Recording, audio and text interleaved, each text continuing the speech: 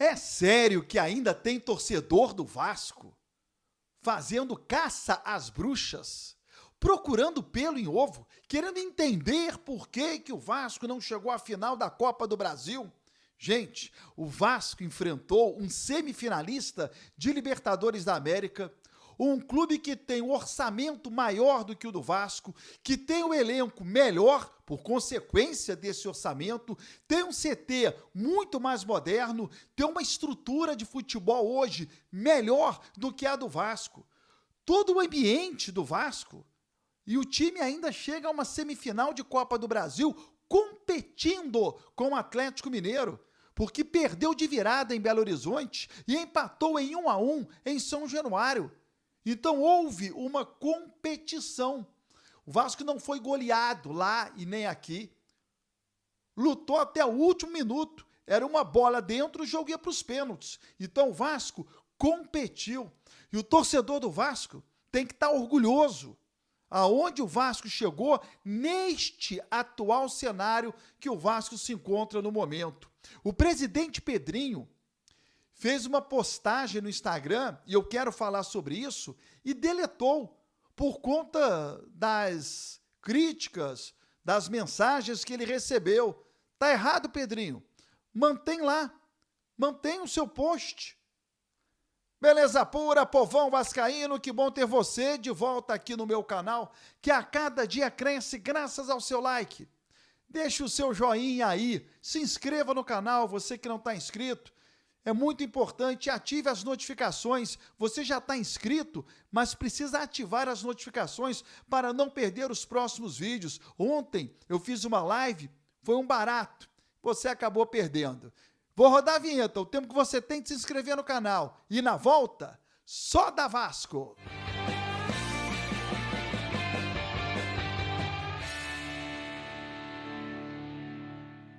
Maravilha, deu tempo de se inscrever no canal? Meu muito obrigado. Torcedor, o Pedrinho, presidente do Vasco, fez uma postagem no Instagram e depois ele acabou deletando por conta das mensagens, das críticas que ele acabou recebendo. O Pedrinho fez a postagem colocando uma foto, aquela emblemática, né, do ônibus chegando em São Januário, cercado por torcedores do Vasco. E o Pedrinho escreveu o seguinte: uma semifinal, um objetivo, um sonho.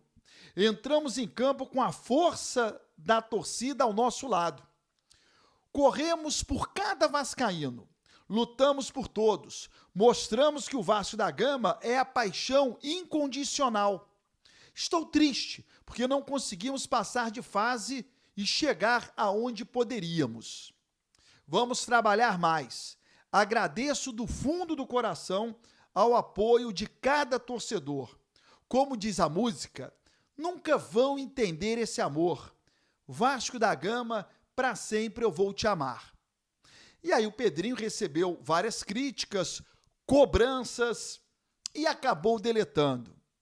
Presidente, você precisa estar preparado para todos os momentos, para as críticas positivas, para as cobranças, para as críticas negativas.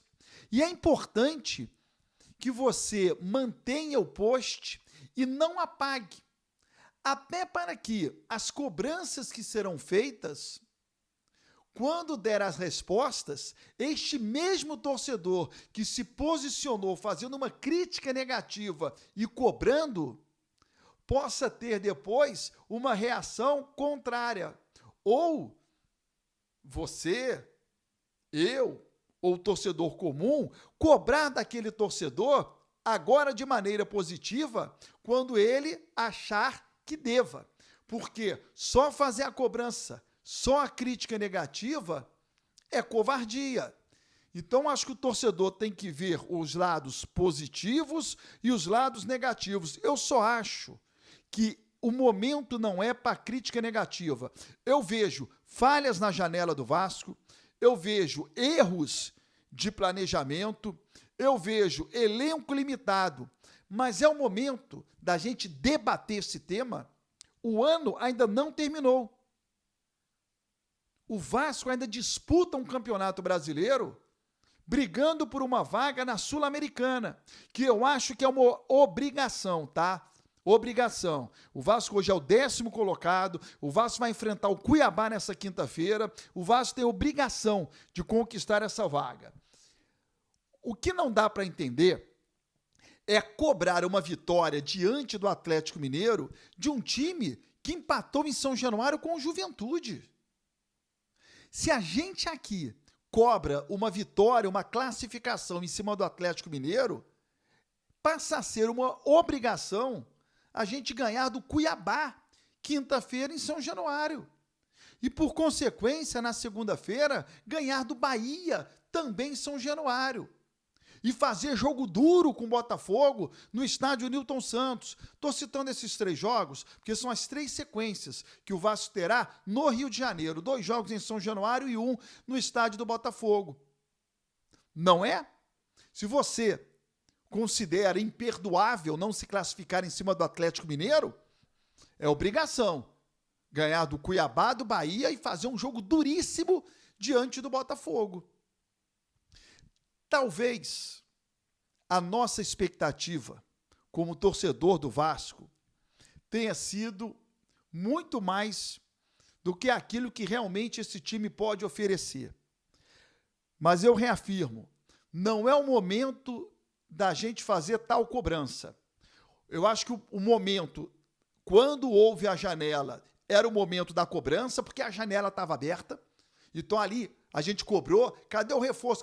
Fechou a janela. Pô, o Vasco não contratou um zagueiro. Acabou. Agora não adianta mais reclamar. Essa cobrança tem que vir quando terminar um Campeonato Brasileiro. Aí a gente vai fazer um balanço do ano e aí vai cobrar a permanência ou não de algumas pessoas que estão dentro do Vasco. Tanto na parte técnica quanto na diretoria. Mas esse não é o momento de se cobrar. Esse é o momento de continuar apoiando o time do Vasco, e principalmente a administração do Pedrinho. O Pedrinho chega no Vasco com um turbilhão de problemas. Ele salva o Vasco da 777. Ele salva o Vasco da 777 numa atitude corajosa. E no meio desse turbilhão, o Vasco tem um técnico, quando ele assume o futebol do Vasco, com a liminar conseguida na justiça, o Vasco tem um técnico que era um treinador não escolhido por ele. E aí ele mantém o técnico, o Vasco perde para o Flamengo, né? Por 6-0. O técnico continua, porque tinha sido a estreia dele. Então ele tem que trocar de técnico nesse período. Ele tem uma janela com pouco dinheiro. Ele tinha uma promessa da 777 que ele vislumbrou que o dinheiro não viria. E aí ele conseguiu na justiça, né, todo o afastamento da 777. Então não está fácil a tarefa do presidente Pedrinho. A gente precisa, nesse momento, dar apoio pelo Vasco. A partir do meio-dia tem a Hora do Vasco ao vivo no meu canal do YouTube. Estou te esperando.